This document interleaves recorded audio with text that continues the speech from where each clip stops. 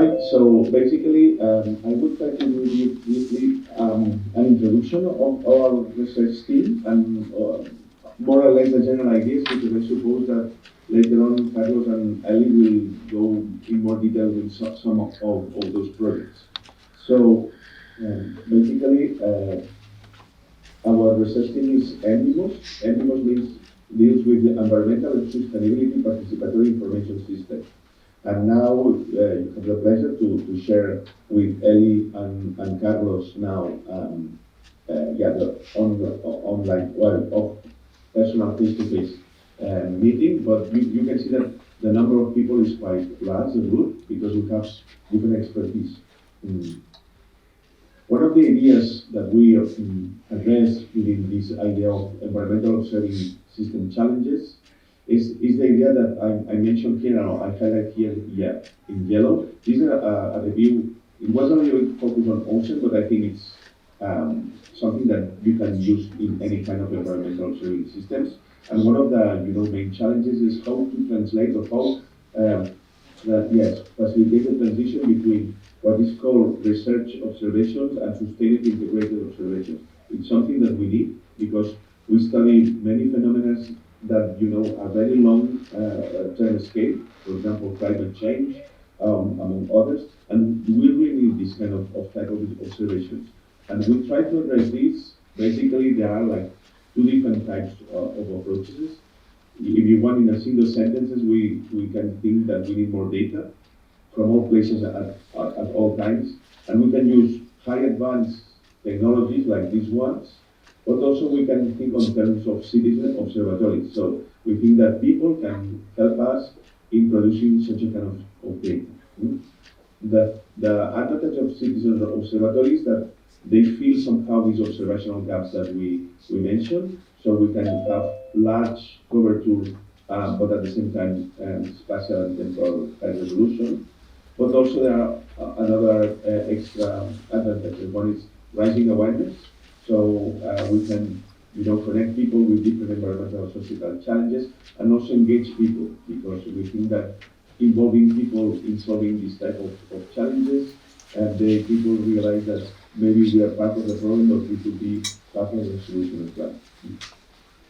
Just to mention, because I know that you later on you will discuss a little bit on ideas of future collaboration.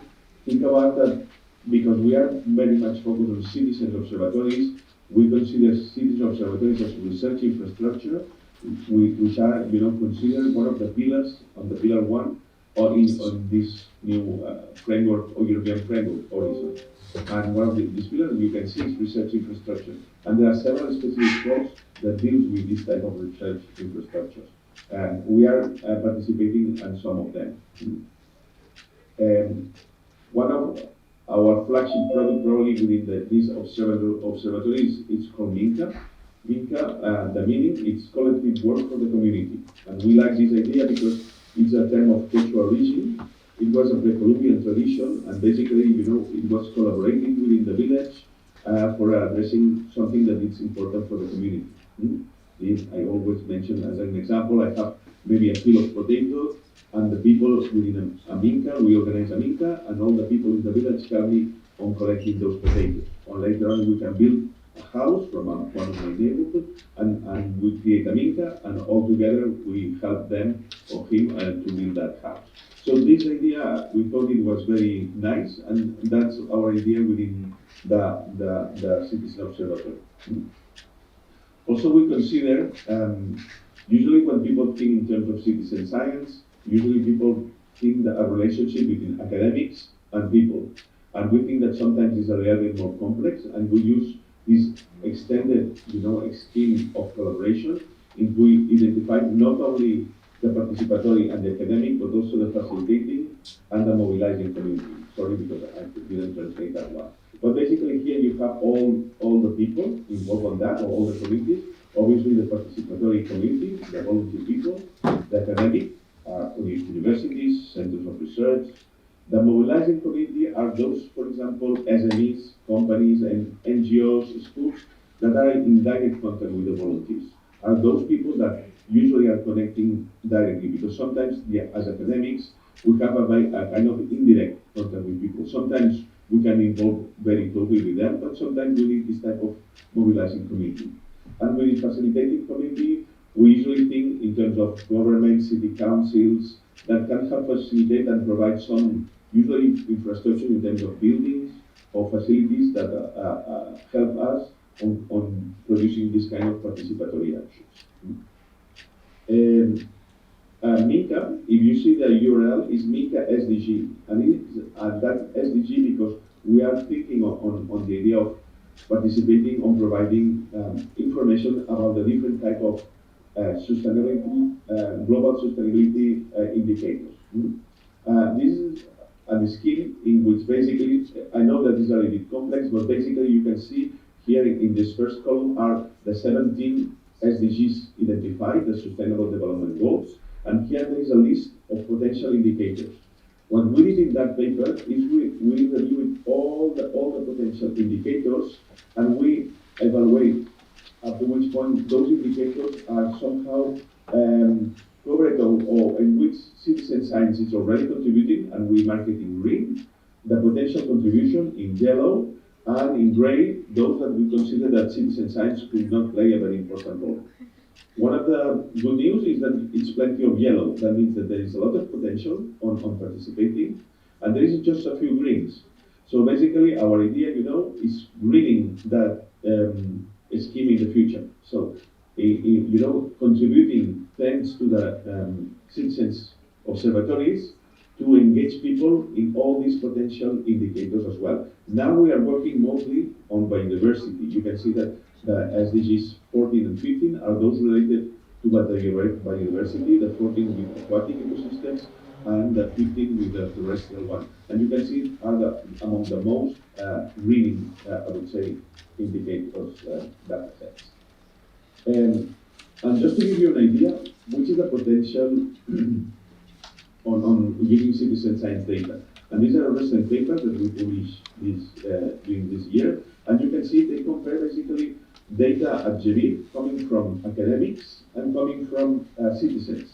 And you can see that in terms of coverage, at least it seems that citizens provide a much better, coverage, spatial coverage. And this could be important whenever we need to think about in terms of understanding spatial patterns, or why not making decisions on such spatial patterns of biodiversity. That particular case was insects, but we think that it somehow that can be extended to any other type of organisms. So basically, how we can deal with this idea, of generating large amounts of data, for example, covering the whole Iberian Peninsula, or in our case, the whole coast. One of the ideas is to engage people that are not necessary to be trained. So every people, whoever is interested, can participate from the scratch, and particularly in the case of coastal ecosystems, it's very common that if you take a picture of organisms, you don't know what is this. So basically, you can record this, but you need some help. And one of the potential of services that within Minka is the idea, that the community, within that community, there are some people that have more expertise than you, so whenever you upload a picture and you don't know what is this, the community can help you, and finally we can identify that observations within the community. It's one of the ideas that we are using extensively. This idea of collaboration on validating or identifying. Just to give you an example, I know that you don't have it, but just to give you an idea, which are the potential ideas that we could address. In that particular case, we address, urban beaches. When we started using, monitoring urban beaches, people say, are completely artificial. You will not see much more concrete, sand, some plastics, and that's all. But this is not true. In fact, we are promoting now. We are engaging with many people, on reporting this. In many cases, using dedicated events. I will not go much in detail, but usually it's a kind of large bioblitz. We created what is called biomarathon. It's a long-term bioblitz, and we engage people, in reporting during the whole summer period, any kind of organisms, and why not within the particular case of urban beaches. And as I mentioned, we have the people, we have the academic community that participates with Vinca, but we have as a mobilizing community, for example, the Federation of Underwater Activities in Catalonia, which is that region in where we are. But also, for example, some SMEs as Anelidas that help us on collaborating. And as facilitating communities, we have the different city councils that offer us some facilities to help us in this type of monitoring. Just to give you an idea, what happened, what we are collecting, in that particular case, is not in only urban beaches, it's on all the coast, but you can see that we are providing large amount of observations.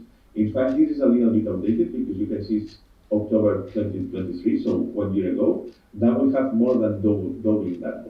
So we are nearly 300,000 observations in that area.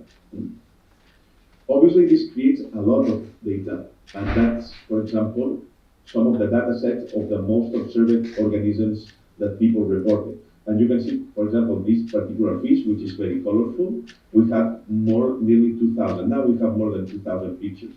That means that we can create what is called a data set with many pictures of that fish, with all the positions, backgrounds, whatever you can imagine. And this is particularly useful to train, automatic identification systems. And this is what we are doing now in one of the projects. What we are mixing now, we are, creating what we call hybrid or collective intelligence. So we have some virtual agents that has been trained to identify organisms, collaborating with people that have some level of expertise. So now, what our idea is in the future, we will have not only the opinion from some people that could be experts as well, but some very well-trained agents that can help on such a kind of identification and particularly speed up the process of validation. Whenever we do these kind of things, we try, to create outcomes that can be useful also for the society. And in that particular case, in urban beaches, in urban areas, what we did is we created a book. It's called Participatory Guide. So the idea, it was all those people that were collaborating in these urban beaches on collecting data. We collect all these pictures and we make a book. And in that book, it's open, it's accessible, it's in Catalan. So, it's very particular because it's a very local language. But, we put up data collectors all the list of the people involved. So they could see that they are part of our research somehow because we're creating a book and we're listing all of them, we acknowledge all of them because they were those people that participate at least with some of the pictures that were in that book. So you can see it's a kind of retrieval or acknowledge background to those people that has been the volunteers. It was also good for the facilitating community, in that particular case, the City Council of Barcelona, because we were able to start identifying new layers, marine layers. In the past, they have this atlas of biodiversity in the city, and there were only information about terrestrial one. So there were plants, birds, whatever you may think. But now, thanks to that, we introduced, in that particular case, fishes. And they were really surprised because, as you can see, the number of fishes is more than 100, is more, for example, than birds. So at the beginning, the city council, the technicians were surprised how many fishes we could identify. And this, create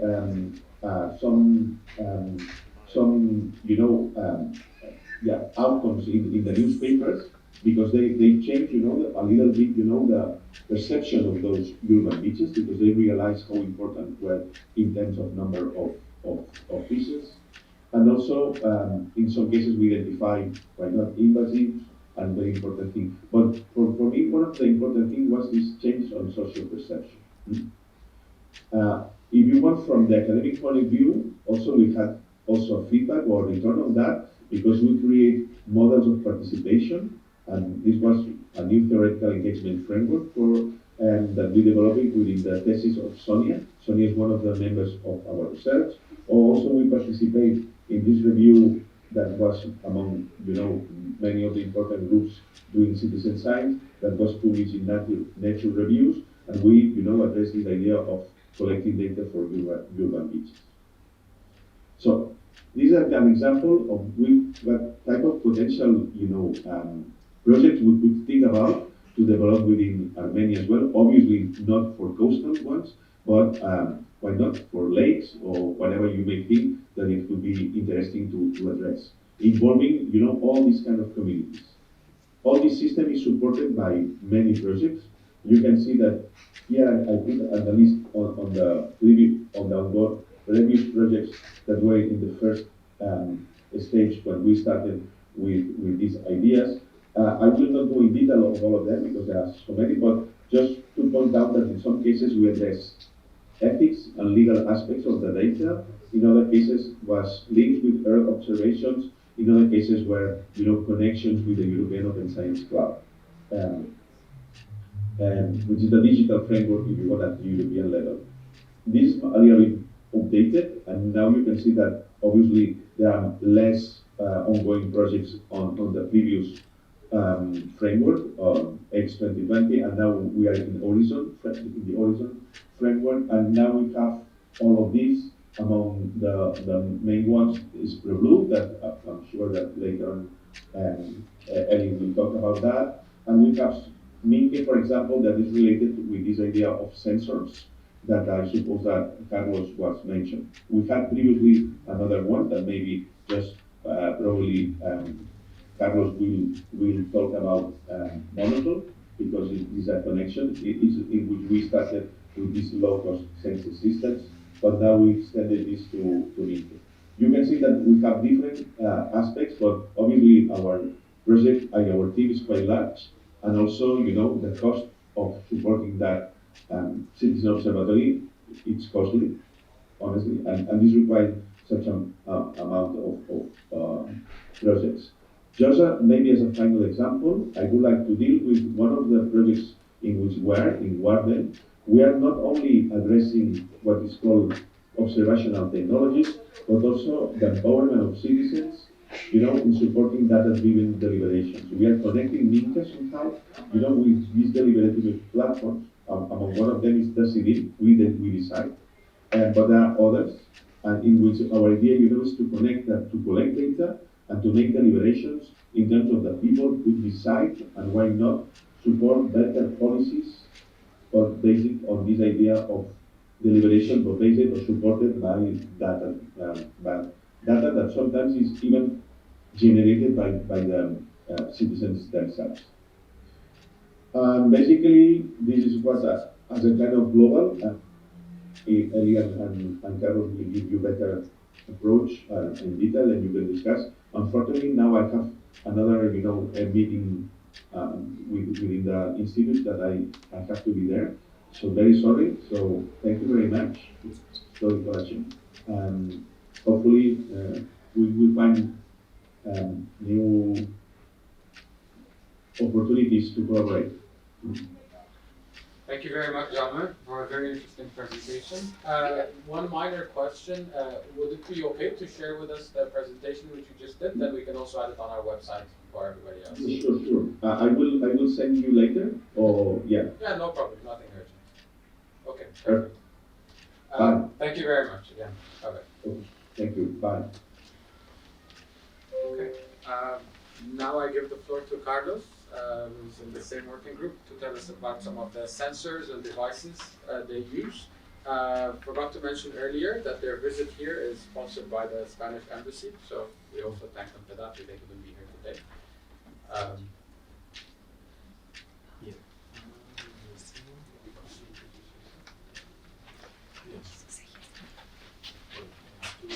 Or it's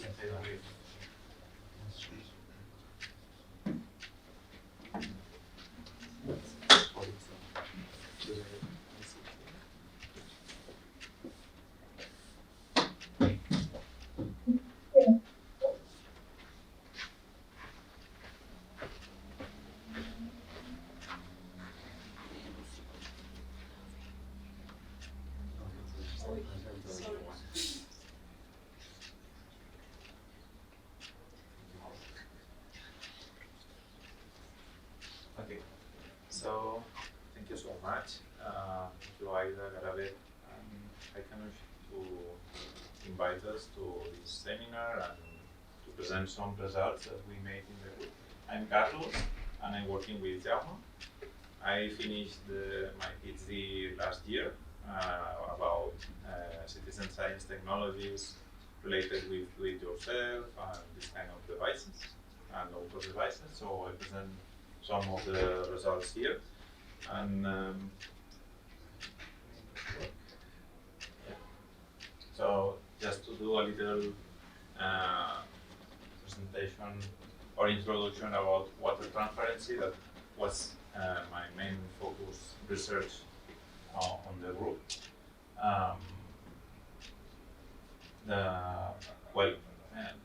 All of these concepts are very in general. So the water transparency is used as an indicator of water quality, and it's only here the presentation shows how the sunlight, when it's going in the water column, how the light propagates in the water, and how it is attenuated by diverse factors such as scattering or absorption. So how can we detect that, and how to see the water quality related to that. No? So the main idea is the less sunlight can penetrate to the water, you have the lower transparency. And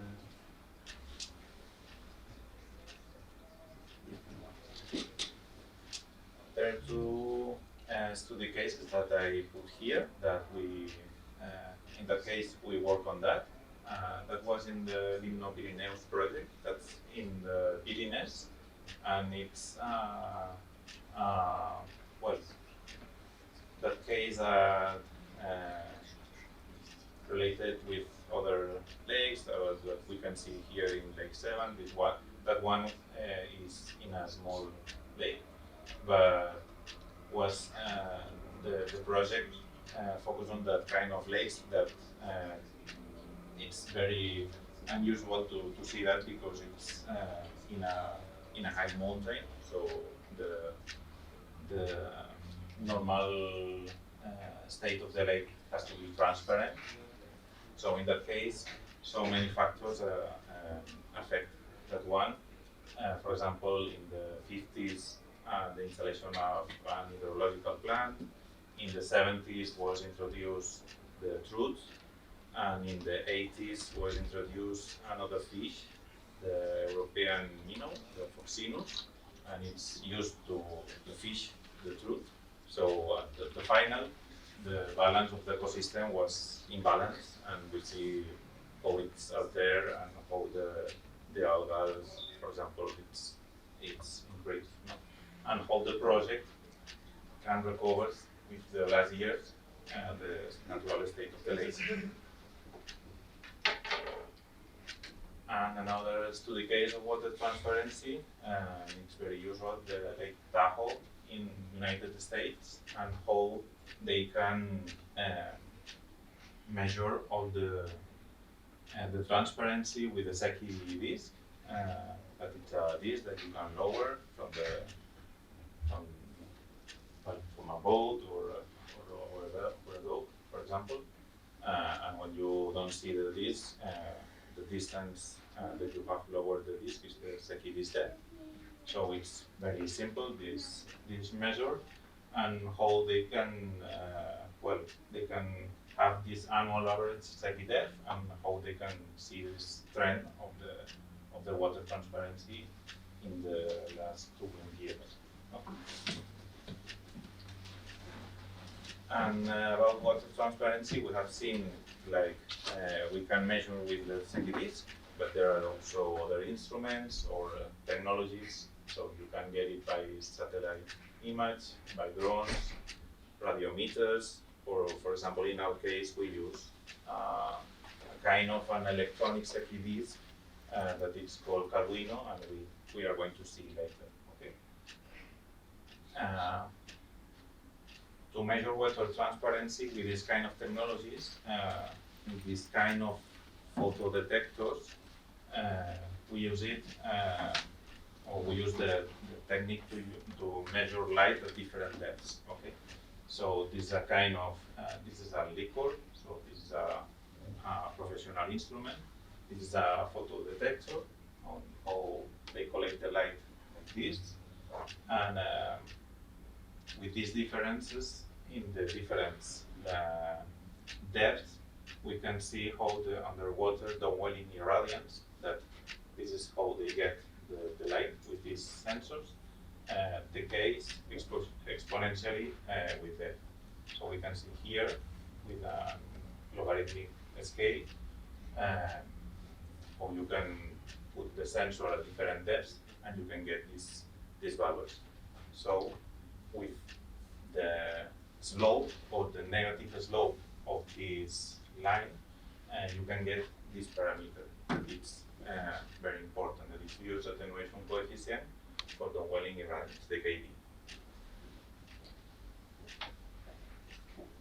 And how it is related with citizen science? Well, at least it's kind of the same. So monitoring water transparency, it's an indicator of the environmental status of the water body. This is an example of Barcelona.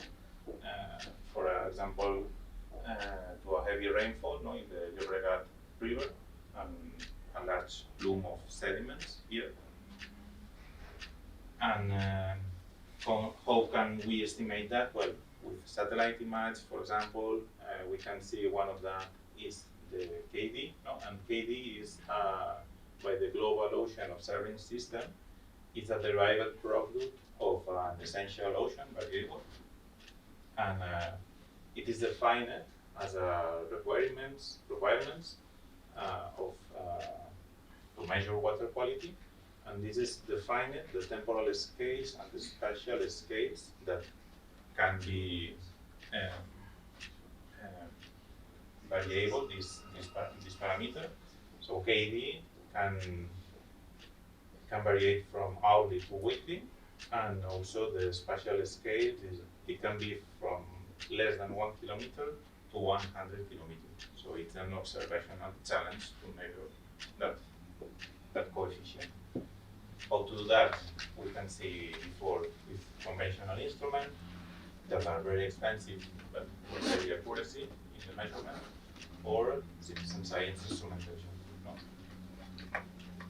This is, for example, part of the NICA project that Jaume said before, how to plan, how to do that, to cover the spatial and temporal resolution. This is in the ideal case that you have all the accurate measurements in all the stations, so you finally go to know what happens in the nature of the physical phenomenon very well. But most of the times, for sure, you don't have this kind of measurements in the field. You are going to be this kind of real options, the accurate measurements in field selected stations with professional instruments like that.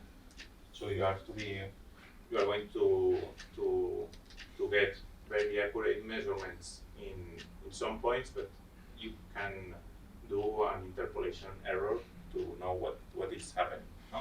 And in the other case, you can cover or try to cover all the measurements with citizen science instrumentation and do like a completeness of the scenario. And in that case, maybe you are going to be more realistic or about the pattern that you are finding, and for sure you are going to do an error bias of the measurements. But at least it seems like the combination of two of them is going to do a very realistic scenario. And this is the point. This is very illustrative picture about citizen science can help science to do that. It's not in all the situations. For example, if you are going to measure the currents of the Atlantic Sea, it's very difficult to do with that. But with some kind of water research in lakes, rivers, or something like that, it can be very helpful. and it's well related with Minka, how to plan or how to acquire this kind of measurements as an operational monitoring network, no?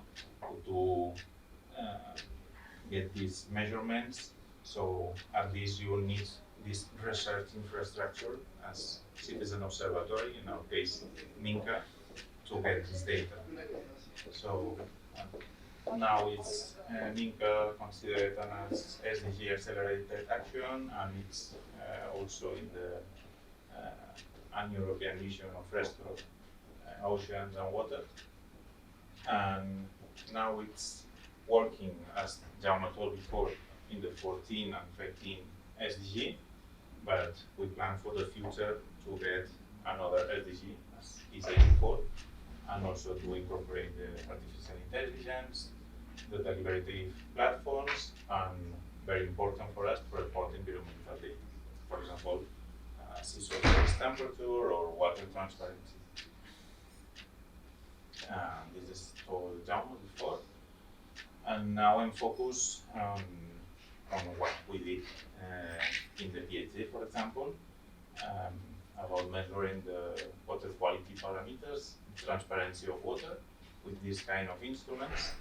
That one was the Arduino. This is a low-cost device, and do it yourself. Low cost, I mean more or less 100 euro. I think it's more or less 40,000 rand. And is used to estimate the parameter, the KD,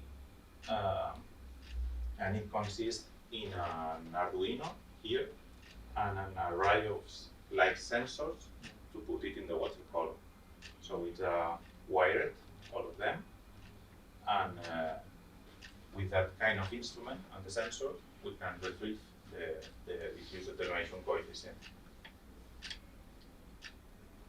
This is some results from comparing the Arduino with oceanographic instruments, and as an example, the radiometer, and the correlation was very good for that one, and also, as you see, comparing the price is surprising.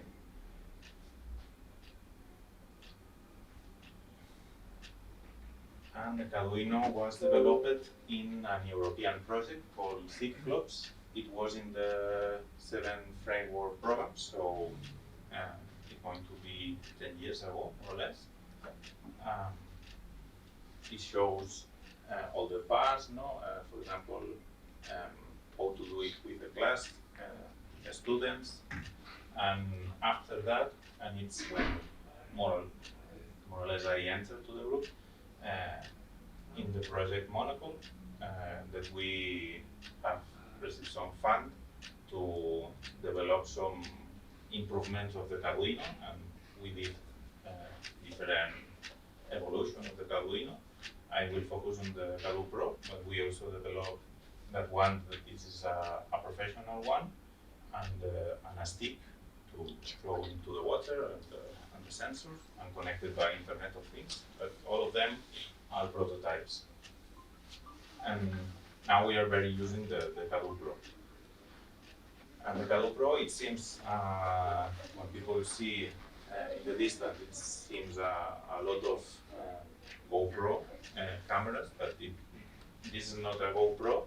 We only use the suitcase of the Arduino Pro and put the electronic inside, and also the battery.